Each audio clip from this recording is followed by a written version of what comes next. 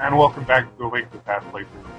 At this point, the way I like to do it, I kind of plan this out, where after I beat the second dungeon, I kind of want to explore around Hyrule a bit, get a couple of items just before I go to the next dungeon, just to have stuff planned out. Okay, and so what item are you going for right now? Well, first, I'm going to go off here to show off the way I make money.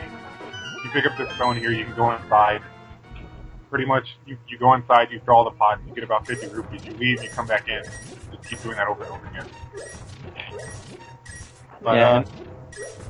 And most of the games with the ice rod. I usually go for that before the second dungeon because it makes the boss there really easy. I just forgot about it. So there's usually a couple of different ways to make money pretty easily in the Zelda games. And in this game, there's obviously that method, which we just showed because the rupees keep on respawning. But there's another method that shows up in the Link to the Past, which I'm pretty sure is in all versions, but it may only be available in the Game Boy Advance remake. And that has to do with the Chris H room. I don't know how to pronounce his last name right now, so, forgive me, I don't know what it is. But anyways, there's this kid who won a Nintendo Power, contest? And they put a room in there with I guess it's his sprite or like a text message that says, you found my room, but it's a secret to everyone. And it's in Ganon's tower. I don't remember exactly how many rupees are in there. I know I've seen the room before. It's been a while since I've done it. So I can't remember off the top of my head.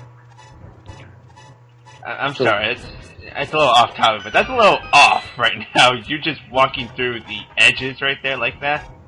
Yeah, after, you play this game so much, it's like for any game. You play it so much, you learn a couple of tricks and stuff from it. That was just something I found out about. And like how the enemy also got stuck in between the top there, too. So, yeah, apparently there also isn't different types of wallets in this game. You can carry 999 rupees from the beginning. Oh, yeah. Certainly an upgrade from the choo-choo. So, funny thing about the choo-choo, apparently in the German version of Link's Awakening, or it may be this game, apparently it's Link's Awakening, if you sprinkle magic powder on him and talk to him, he'll actually tell Link dirty tips and secrets or whatnot. Like, always use a condom or make sure to use lotion. Yeah, I don't know how that got through Nintendo, but... It's Germans. Apparently Germans I know in, Yoshi's Island for the Super Nintendo, there's a level where you run into, these fuzzy enemies, and if you touch one, the game starts wigging out like you're tripping on acid. Wow. And in German, the first letter for each word in the title is makes an abbreviation for LSD. Oh, wow. I don't know, I guess Europe gets the funnier things, I don't know. Well, I mean, Europe is just a lot more liberal in general, typically. So yeah, they're a lot less afraid to tell their kids about, dirty humor, I guess. Doesn't get any worse than Japan, I suppose, but, can't have any of that in America. And so yeah, talking about differences in the versions, referring back to the Game Boy Advance version, the only other noticeable difference, well, there's two of them that I can think of off the top of my head. One of them is the fact that Link always talks when he swings his sword or screams, which some people find annoying. At a time. I hate that. Link's so fast to the GBA. I really do. Yeah, I can see that would be a little annoying. And another one off the top of my head that I could think about is there's actually a gauntlet type challenge that you can do in Ganon's tower. Really now? Yeah, you have to do a lot of stuff to actually access it, and I've never done it myself. It's not Ganon's tower. It's you have to be 4 Swords Adventures, or you have to abuse a glitch, and it's in the Pyramid of Power, which is pretty much where you start off at in the Dark World, and it has you fight. It's like this. It's a somewhat big dungeon. It has you fight all the bosses, if not all the bosses, most of the bosses from the Dark World, and then you fight the 4 Links from the 4 Swords. Wait, so you have to use a glitch to get it?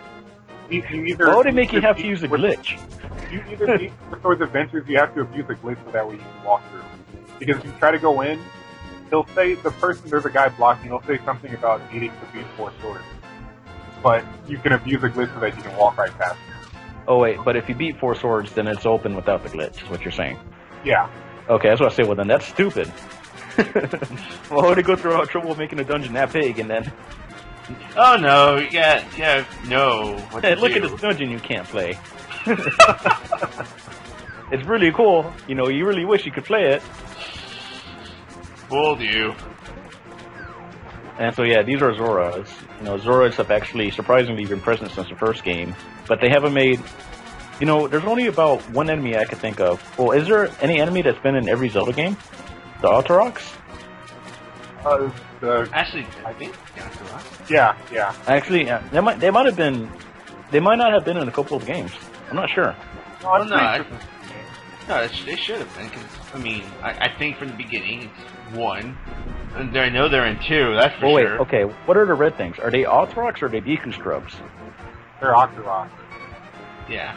But they have Altoroks... Oh, wait, they're the same thing in this game, too. Well, anyways, the Zoras look different in this game than they do in the rest of the games. And they're not in every Zelda game.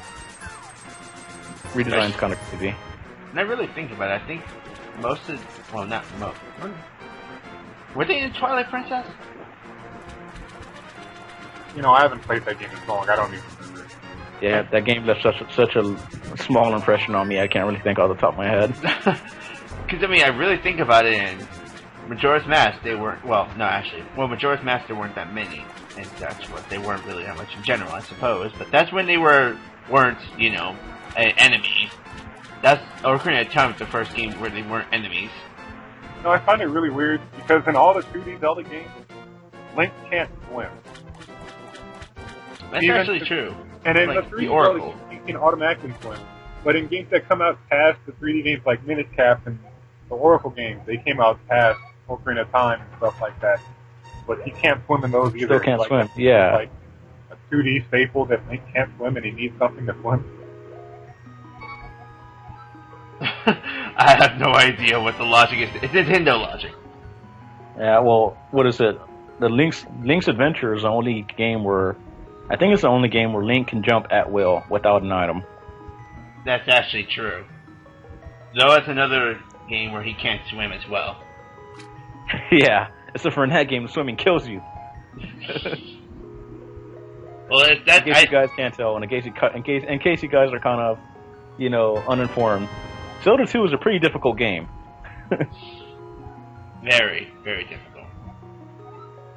Doing. Oh, so this is some mysterious pond. You throw in your boomerang and your shield and it gets upgraded.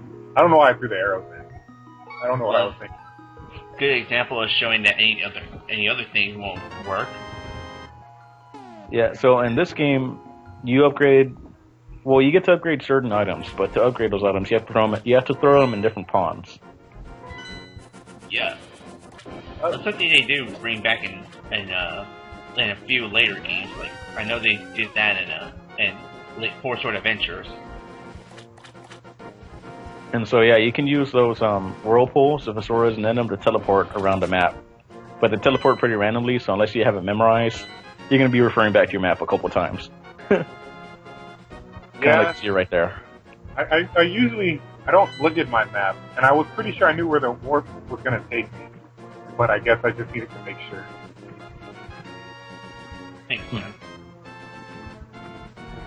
And so now you're making your way to a third dungeon, right? Or you got a couple more things you gotta do? I'm gonna get one more item, and then I'm gonna go to the third dungeon.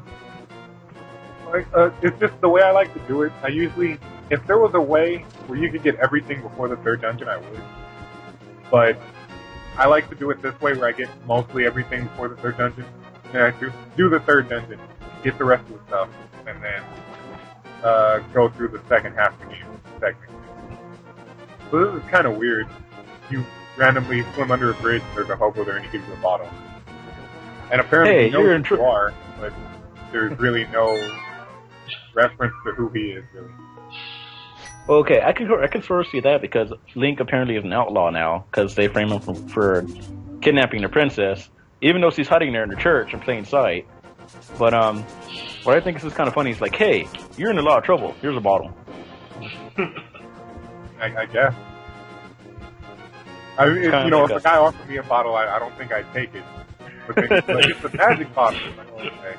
Okay, well in that case, what makes it so magical?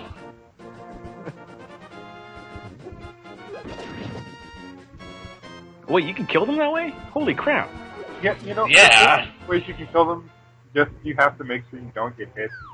You don't swing your sword at them. But if you stun them with your boomerang, you can hit them with your sword. Oh yeah, You can kill them if they're with your sword? stunned. If you stun them. Huh. Well, I thought they still shocked you if you hit them with the boomerang. No. It's like I said, and like Greg said, if you stun them and then you attack them with a sword, you're fine. But if you hit them with the boomerang and you wait too long, then they'll revert back and then they shock you. And so a random old guy following you around, you gotta lead this guy up to the top of the mountain, right? Yeah, he got lost in the cave. Even though he lived in the mountains, I don't understand. But yeah, he got lost and he asked you for help. And falling rock. Kind of reminds me of that old guy off Waiting. I'm afraid I might be going senile, so I give people the finger. And people say, hey, that guy's just senile. But then sometimes people slap me, so I guess I am going senile. Well, for helping him, he gives you the magic mirror, which is probably the most important item in the game. It's like the Ocarina and Ocarina of Time.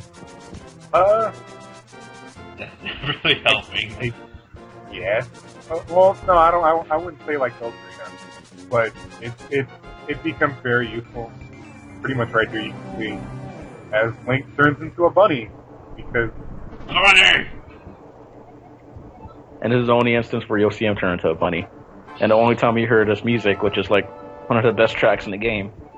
you know it's actually kind of funny because the item in the next dungeon, it makes it so you don't turn into a bunny when you go into this type of place.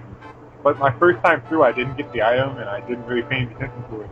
So I get into the dark world and I'm on top of the pyramid and I'm a bunny and I'm like, what the hell just happened? Fuck society, I'm a bunny.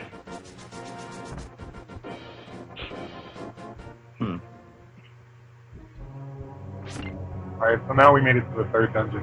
This is probably where stuff starts to get a little bit more difficult, just because I think everything here except for the skeletons, the Salfo, they do an entire heart on damage. You want to be careful. Yeah, you better be used to high damage enemies from here on out. Because in a dark world, everything does about 3 hearts of damage.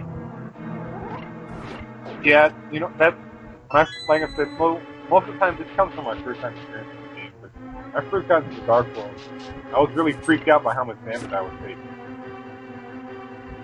And so this dungeon's gimmick is you have to manipulate those pearls to block and free your path.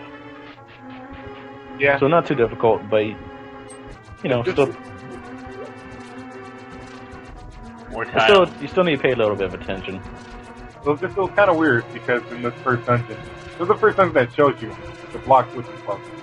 But pretty much every dungeon past it ends up using it.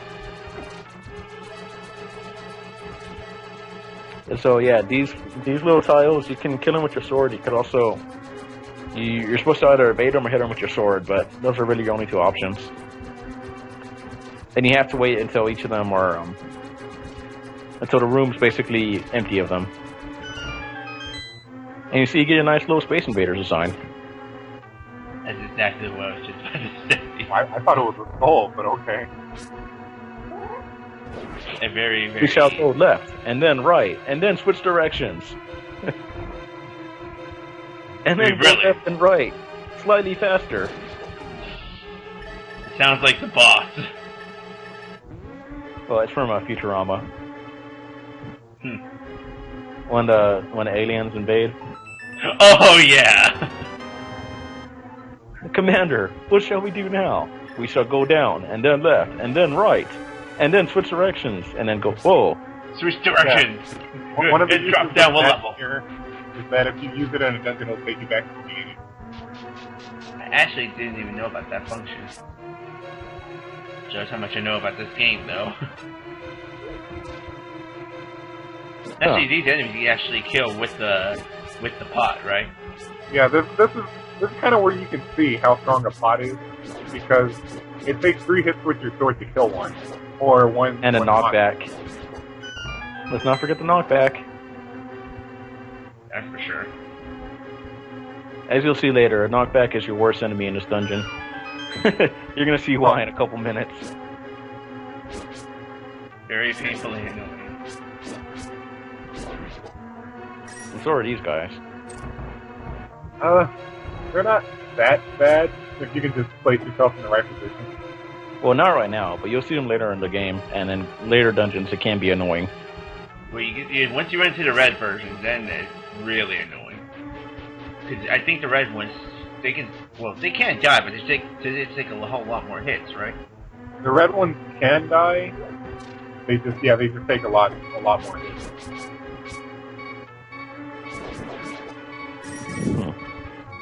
Please tell me you're about to get more HP. Oh wait, you have fairy, that's right. Oh god. I thought everybody loved this game again. Oh, fun. Biddy. And This is the reason why I didn't know about the dungeon item-wise. It kind of went past it. Is you have to manipulate the floor to fall above the tile so that you can pick this up. And what that does is it makes it so that you don't transform into a bunny, and you stay in your normal form inside the dark world. It's actually probably one of the only items where it doesn't really actually do anything. Well, I mean, it's not like, a hook shot or something. Everyone's favorite boss fight. It doesn't do much damage, but that... So that is what makes this boss frustrating. And that is even worse. the worst offender of it. So, okay, the boss itself, you have to hit his legs, or you have to hit his tail, but if it hits you, it knocks you back very far, as you can see. And it can knock you all the way back down to the first floor? Is that the first it can knock you down? Well, it knocks you down. It knocks you down kind of far, and then he regenerates his health when you go back up to fight him. Well, see, that was the thing, though. It didn't hit me. I just ran into his... I deflected his head with my sword and bounced back. But I mean, even if you touch it, though, it hurts you and it bounces you back, though, right? Yeah. The double whammy. Also, I see that chest. You're not getting it. I don't remember what it was. It wasn't anything really that useful. I didn't really thought on my way to it. Oh, yeah. But they don't respawn, though. That wall to the right and above you is also another example of walls that look fake but aren't. You see that every now and then.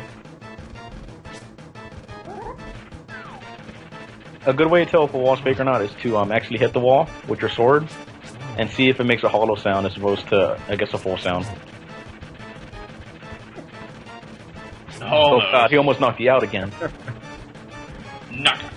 Yeah, I don't hate this boss fight as much as I used to, but after it knocked me down and then knocked me down another floor, I was a little mad. I'm sorry, but I can't take that boss too seriously with the googly eyes. You can imagine what developers were thinking. How should we make this boss formidable? I demand a pair of googly eyes. Brilliant.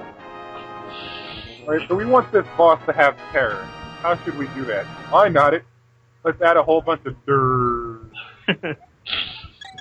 Well, anyways, guys, with that third pendant, we're done with this part. We'll see you again next time.